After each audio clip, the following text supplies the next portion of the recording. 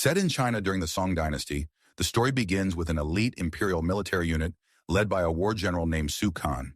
He is on a dangerous mission to rescue the emperor, who has been kidnapped by rebels.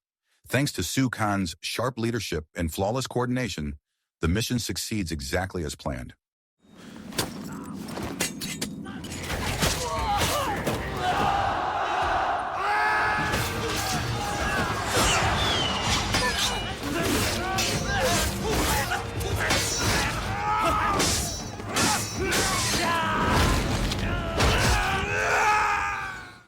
Grateful for being saved, the emperor offers Su Kan a powerful position as governor of Hongqian province.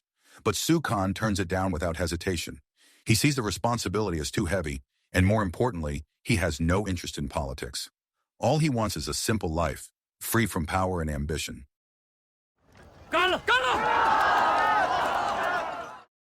After leaving the palace, Su Kan meets his brother-in-law, Yuan Li. Like Su Kan, Yuan Li is highly skilled in martial arts, though he is known for his hot temper. Instead of accepting the governor position himself, Su Kan gives the opportunity to Yuan Li. He believes Yuan Li is better suited for the role. At the same time, Su Kan hopes to live peacefully with his wife, Xiao Ying, who is Yuan Li's younger sister, and build a martial arts school that could benefit others. 5 years after retiring from the military, Su Kan is living the life he once dreamed of. He runs a wushu academy with the help of his father, Wan Kun, who oversees the school. Su Kan, Xiao Ying, and their young son, Kong Li, live happily together, surrounded by students and the discipline of martial arts. This is where his story begins. This is true legend. One day, as Su Kan welcomes new students to the academy, Yuan Li suddenly arrives. He comes to see his sister and nephew. At first, Wan Kun is surprised, but he eventually greets him warmly. Yuan Li is now the governor. His appearance has changed over the years. His skin looks pale and almost lifeless compared to before. During the visit, Wan Kun once again apologizes for killing Yuan Li's father years ago. He asks him to let go of the past. Long ago, Wan Kun and Yuan Li's father trained under the same master, but Yuan Li's father became consumed by a forbidden technique known as the Five Poison Fist. The power twisted him into someone cruel and merciless.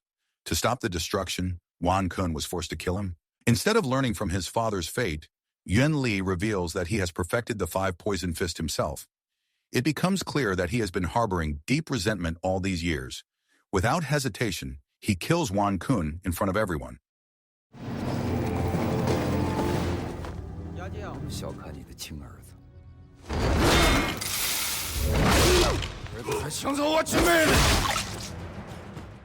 Soon after, his men seize Xiao Ying and young Kong Li as they try to escape.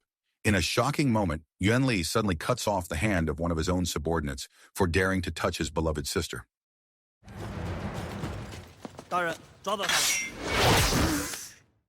Not long after, Su Kan finally returns home, only to be met with a nightmare. His family has been slaughtered, including his beloved father.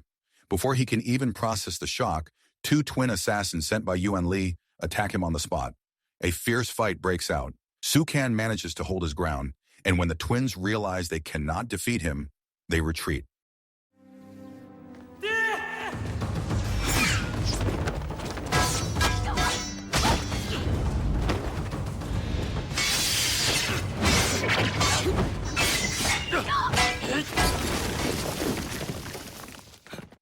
Elsewhere, Yuan Li stands by a raging river, scattering his father's ashes in what he sees as a final act of closure after avenging him. Soon, the twin assassins arrive to report their failure. Realizing that none of his men are capable of killing Su Kan, Yuan Li decides to handle it himself. The 2 former brothers face each other in a brutal, high-level martial arts duel. In the middle of the fight, Yuan Li tears open his shirt, revealing black gold plates sewn into his body, making him immune to bladed weapons. But Su Kan has already reached an extraordinary level of skill. Even barehanded, he is more than capable of landing devastating strikes. Then Yuan Li unleashes the forbidden Five Poison Fist. The technique is lethal. Even the slightest touch can inject deadly toxins into the opponent's body. During the clash, Yuan Li manages to grab Su Kan's hand and force the poison into him.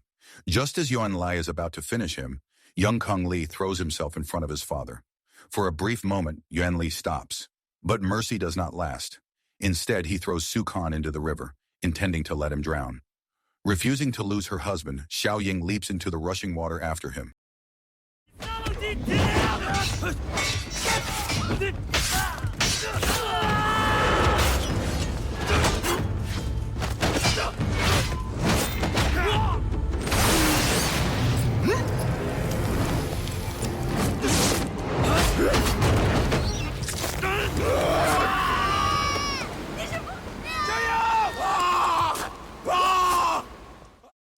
By sheer luck, they manage to cling to a piece of driftwood near the riverbank and survive. With unwavering determination, Xiaoying drags her weakened husband up a steep cliff, where they encounter a reclusive mountain healer named Dr. Yu. Dr. Yu, a skilled acupuncturist who has lived in isolation for years, treats Su Kan with her needles. She manages to remove half of the poison from his body, though the damage is severe.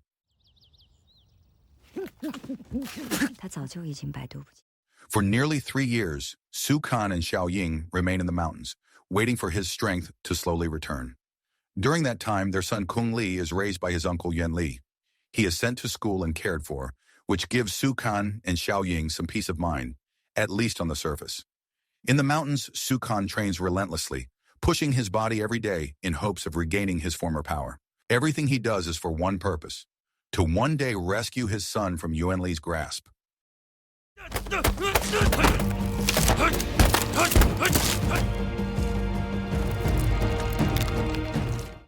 Meanwhile, Yuan Li continues refining the 5-poison fist.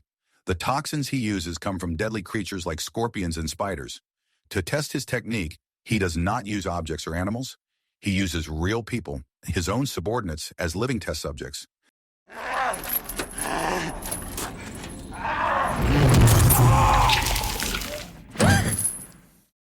And in a disturbing act of twisted affection, Yuan Li keeps Kung Li confined, preventing him from escaping. In his mind, he is protecting the only family he has left, but his methods are cruel, and the boy suffers deeply under his control.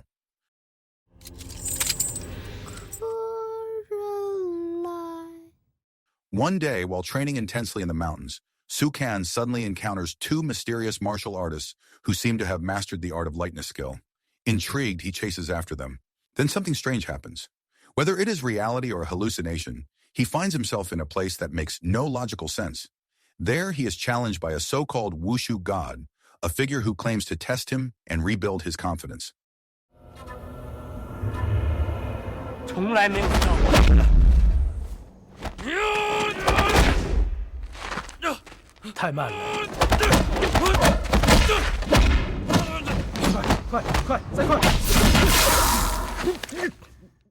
When Su Kan returns home, he is completely battered and bruised.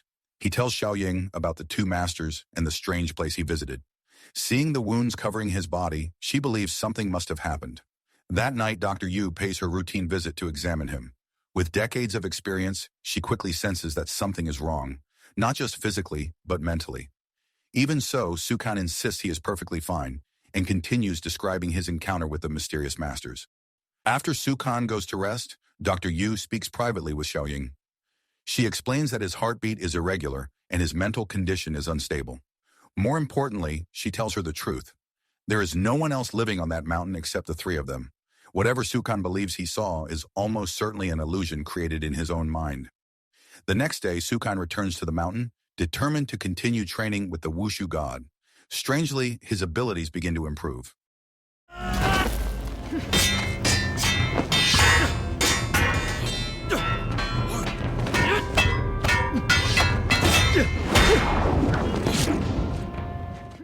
Troubled by Dr. Yu's warning, Xiaoying secretly follows him. What she discovers breaks her heart. There is no wushu god. Su Kan has been fighting himself all along, injuring his own body in the process.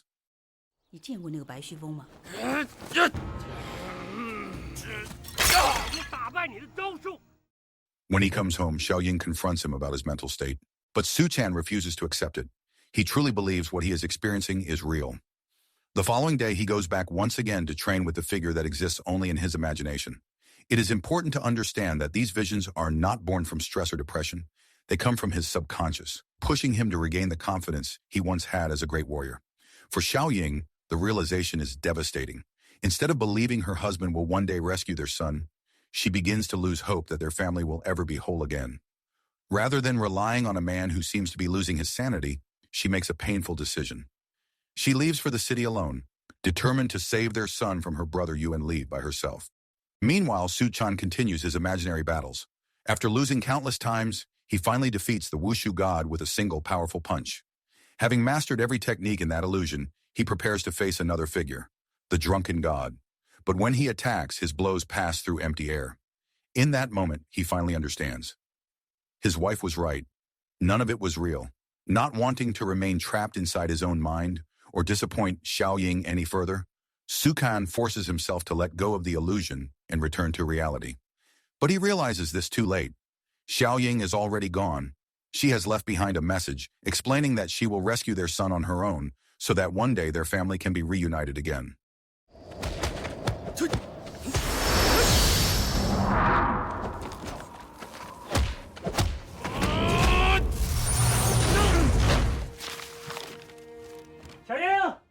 Before long, Xiaoying arrives at the residence of Governor Yuan Li, her own brother. After 3 long years apart, she finally sees her son again. The reunion is emotional, and for a brief moment, it feels like hope has returned. But that happiness disappears the instant Yuan Li steps in and wraps his arms around them. Xiaoying has come prepared. Hidden with her is a small, sharpened piece of wood she brought from the forest. She intends to kill her own brother, but Yuan Li is far from an easy opponent. Before the situation can escalate further, Su Can suddenly arrives. Despite the strange and almost irrational training he went through in the mountains, Su Can's skills are very real. He easily defeats the twin assassins who once attacked him.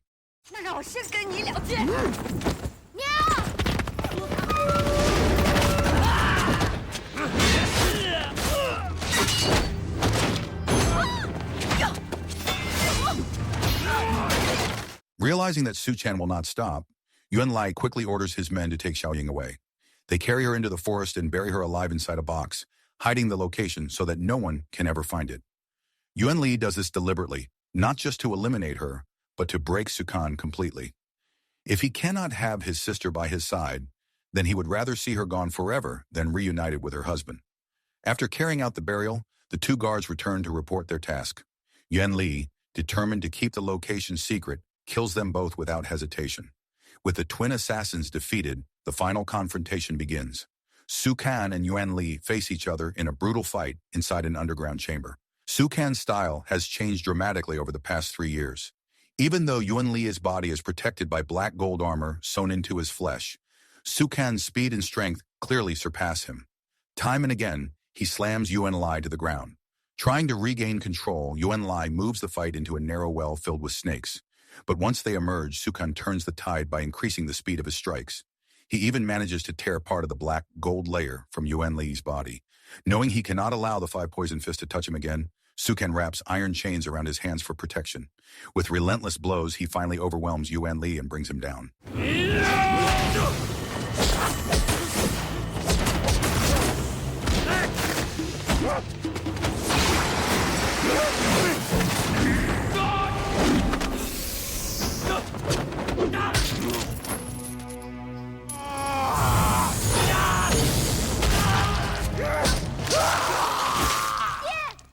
As Su Can prepares to finish him, Kung Li tries to stop his father. But blinded by rage and grief, Su Can ignores the warning and kills Yuan Li. Only after it is done does Kung Li reveal the truth. Yuan Li was the only person who knew where Xiaoying was buried. Now that knowledge is gone forever. On their way out, one of the men who buried Xiaoying tries to confess the forest location, but he dies before revealing the exact spot. Su Can and his son rush to dig through the ground, but they are too late. Xiaoying has already suffocated.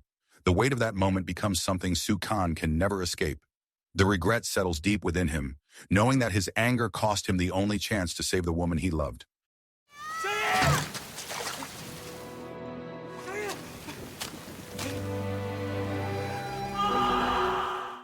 One year later, as Western nations begin entering China and bringing new influences with them, Su Can is no longer the proud warrior he once was. He wanders the streets with his son, drowning himself in alcohol, unable to cope with the loss of Xiaoying. Grief has hollowed him out.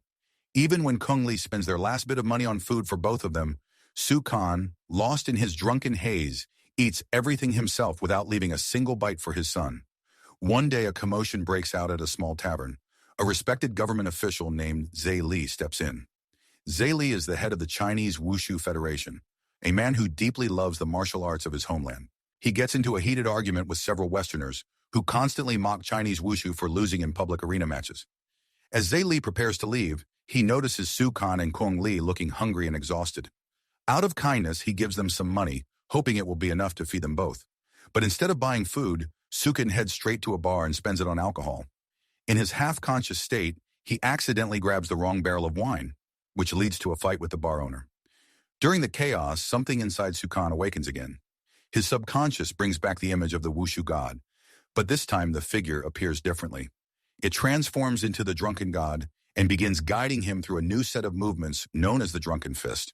Before long, Su Kan instinctively masters this unpredictable style. The tavern owner calls Zhe Li to handle the disturbance. 给我酒！这是假来。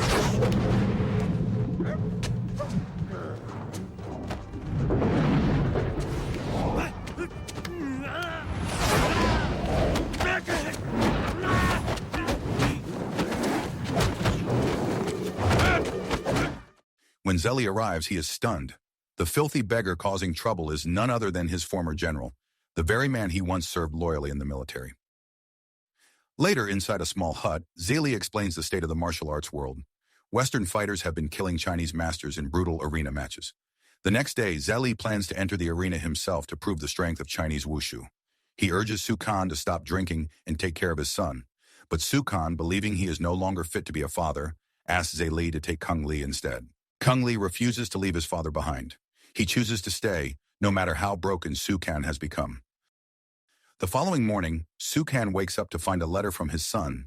In it, Kong Li expresses his love and promises to take care of his father instead. Reading those words while finally sober, Su Kan is deeply moved. For the first time in a long while, clarity returns. He decides to attend Zhe Li's match, just as his son wished. At the Western organized arena, Zhe Li is visibly relieved to see Su Kan in the audience. The guards initially try to remove him because of his appearance, but Zhe Li steps in and gives him proper clothing so he can stay. As Zhe Li prepares for his fight, a Western fighter brutally kills a Chinese martial artist in the ring, with almost no rules to restrain him. Meanwhile, Su Kan casually drinks the free alcohol provided at the venue, watching as Zhe Li gets ready to step into a battle. When the moment finally arrives, Zhe Li steps into the arena to face a towering Western fighter who looks almost impossible to defeat. Still, Zhe Li carries himself with confidence. His foundation in wushu, built during his years in the military and refined over time, gives him faith in his abilities. But this opponent is no ordinary fighter. As the match begins, it quickly becomes clear that Zhe Li has underestimated him. The Western fighter overwhelms him with brutal force, leaving Zhe Li battered and helpless. Seeing his father's old friend about to be killed, young Kong Li suddenly runs into the arena to stop it. In an instant, he is grabbed and nearly struck down. That is when Su Kan snaps back to awareness. Without hesitation, he leaps into the ring. With a single, precise strike to the side of the fighter's head, the massive opponent collapses on the spot.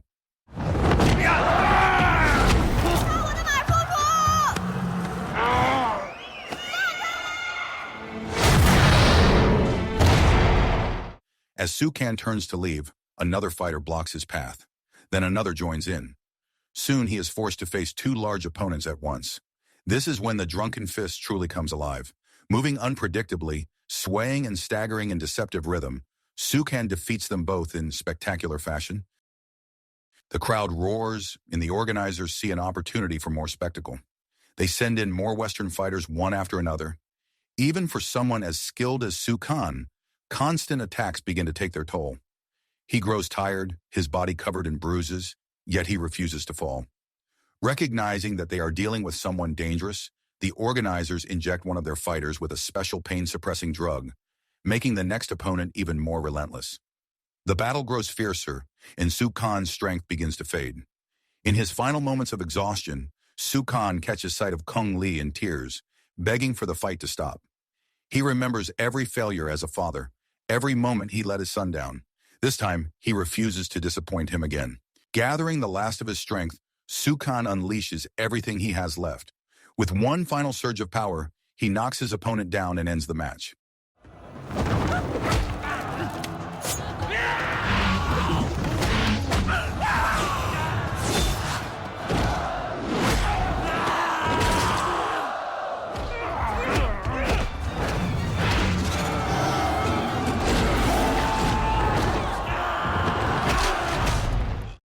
As he stands in the arena, the crowd erupts. In that instant, the broken drunk transforms back into a hero. From that day forward, Sukan is remembered as a true legend, the master who created the drunken fist, a style that would live on in history. So the moral of the story is, do not give your angry brother-in-law power, and if everything goes wrong, just unlock drunken fist instead of overthinking.